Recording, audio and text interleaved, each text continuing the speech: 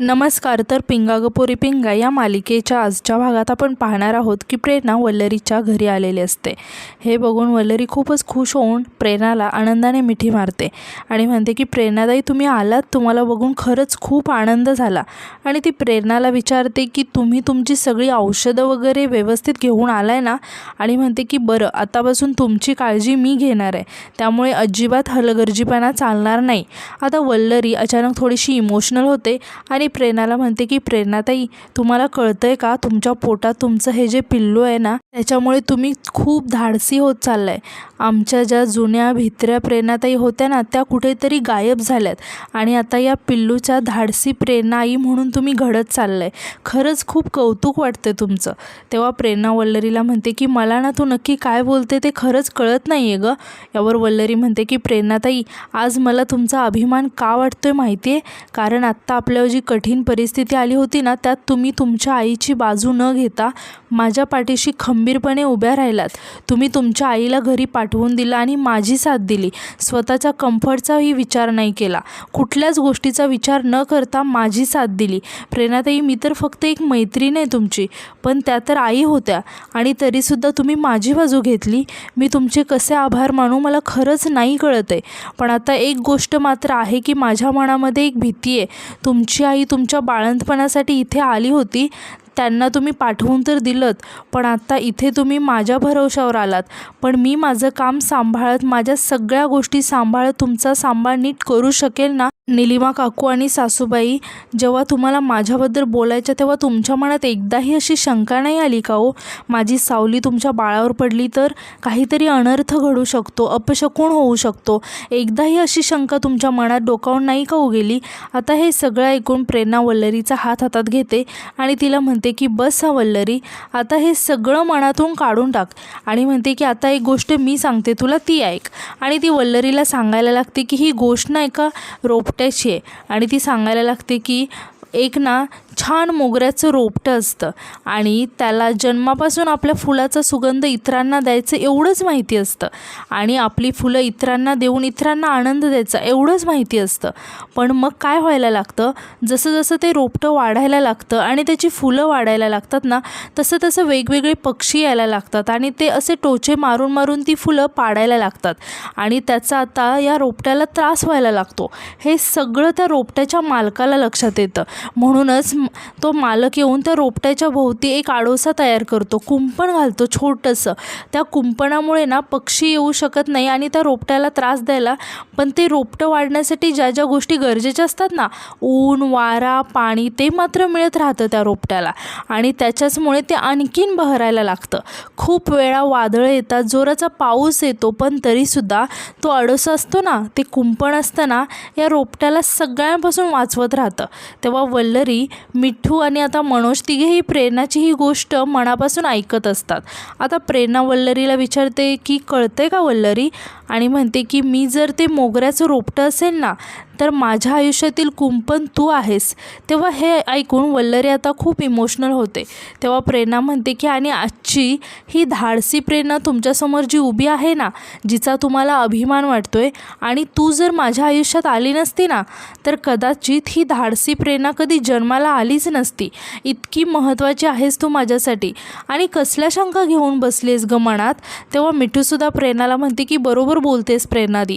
आणि ती वल्लरीला म्हणते की वल्लरी अगं काय झालं तुला, आणि तू असा का विचार करतेस? हे बघ, तू फक्त प्रेरणादीसाठी नाही तर आमच्यासाठी सुद्धा ऑक्सिजन आहेस. मैत्री म्हणजे काय असतं ना, हे नव्याने शिकवलंयस तू आम्हाला, जगायला शिकवलं, फाईट करायला शिकवलंय. आता हे सगळं ऐकून सगळे खूप इमोशनल झालेले असतात.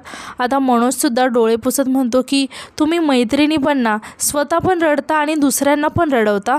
आणि परत तो आता लगेच विषय बदलत म्हणतो की बरं मी काय म्हणतो, प्रेरणाताई तुम्ही आता आराम करा. आणि मिठूला म्हणतो की मिठूताई तुम्ही सुद्धा आता आराम करा, कारण आता तुमची डबल ड्युटी सुरू होणार आहे.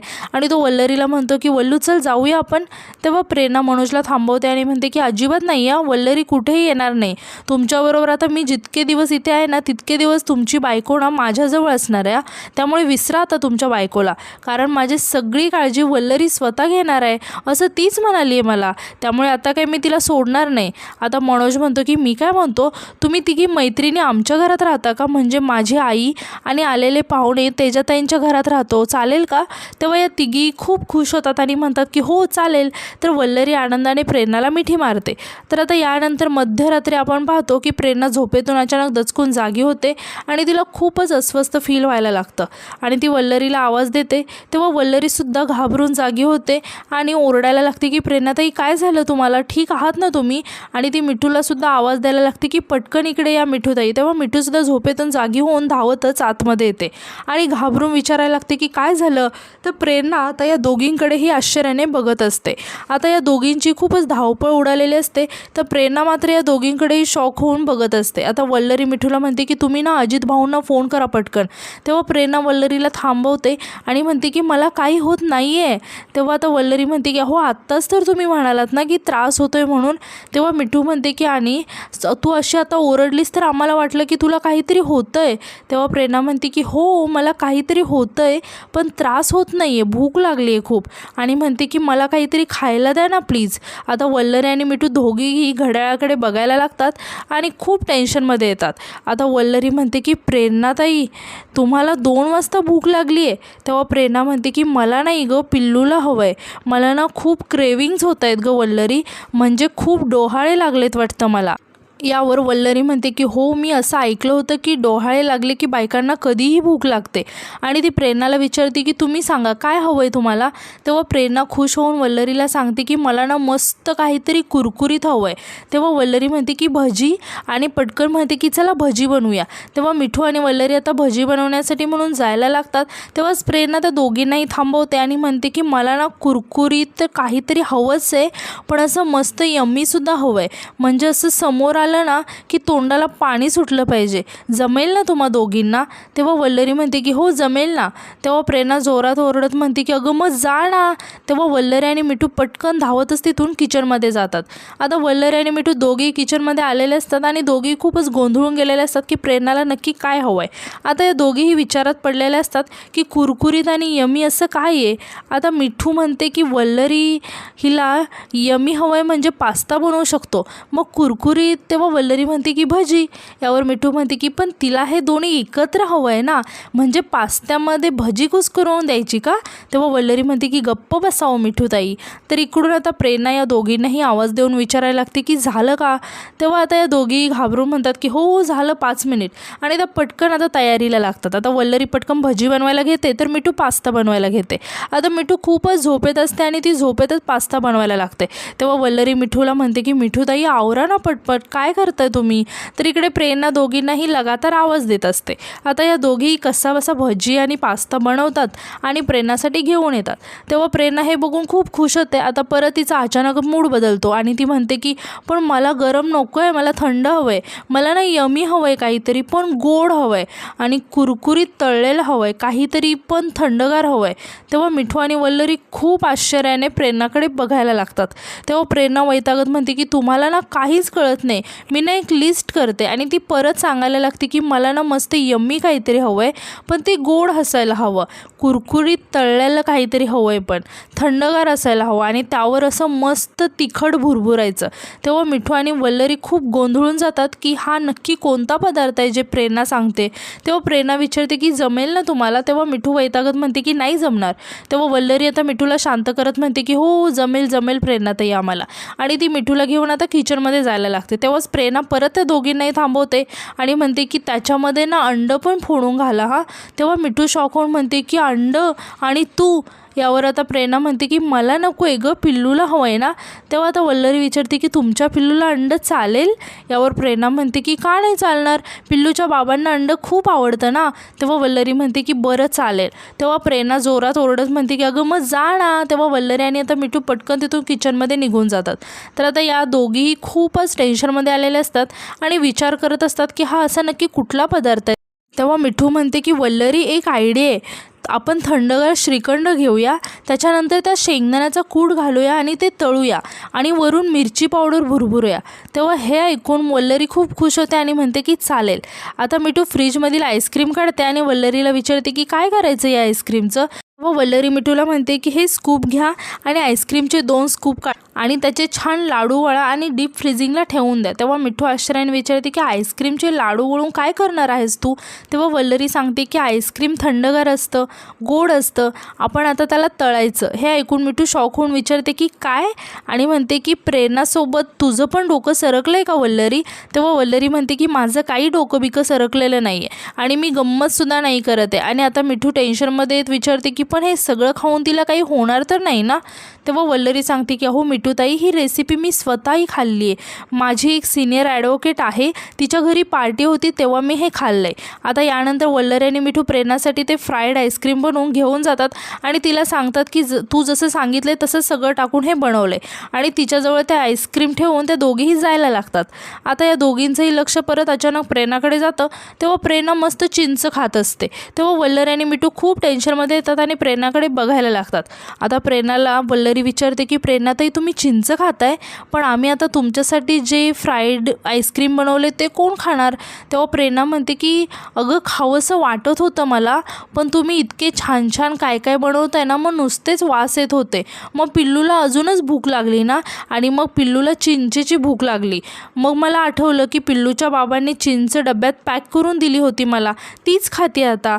आणि ती दोघींनाही विचारते की तुम्ही पण खाणार का? तेव्हा मिठू वैतागत म्हणते की नको नको, तूच खा.